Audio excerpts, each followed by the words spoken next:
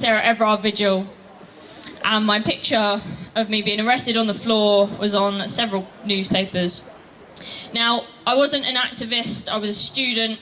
I didn't know that was going to happen, but I'm very appreciative of the people that I've met through that, because I've met some amazing, amazing people. A lot of people who have taught me things when they didn't have to, and taught me about intersectional feminism properly. Now, I consider myself to be an intersectional feminist before the vigil, but now I really do, because I stand for all women. Trans women, black women, you are all my sisters, and I love you so much. I always cry at these things, I'm so sorry. But I didn't write a speech. I don't usually write speeches. I just sort of say it as it comes, so I'm sorry if this doesn't flow as well as the other amazing speakers.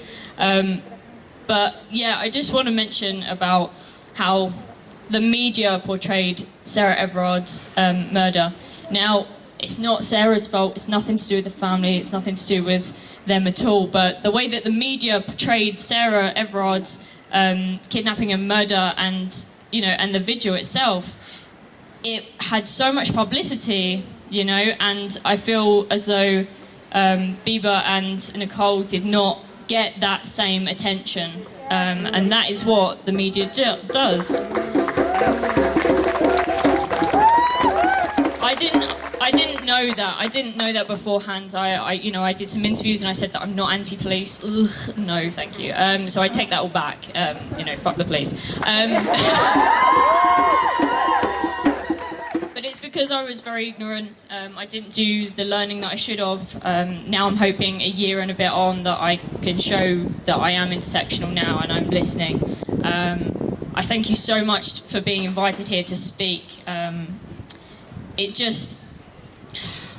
I dread to think, now someone put this to me, I'm a white woman, I look a certain way, I'm able-bodied, I'm, femme-presenting, I don't look queer and all of that.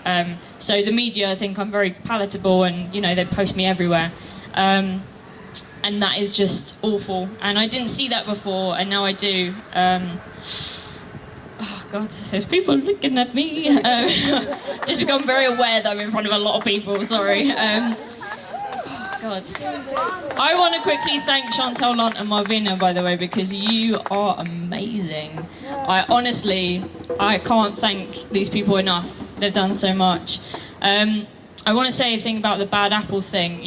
I've got friends in the police, and I tried to tell them, you can't be a good apple in this system. It is systemic. So even if you think you're a good apple, you're trying to change things. Chantal has stories about that. There are stories from everywhere, proof, evidence showing that even if you try to change the system, you can't, because you'll be bullied. You will get cast out. You can't do that.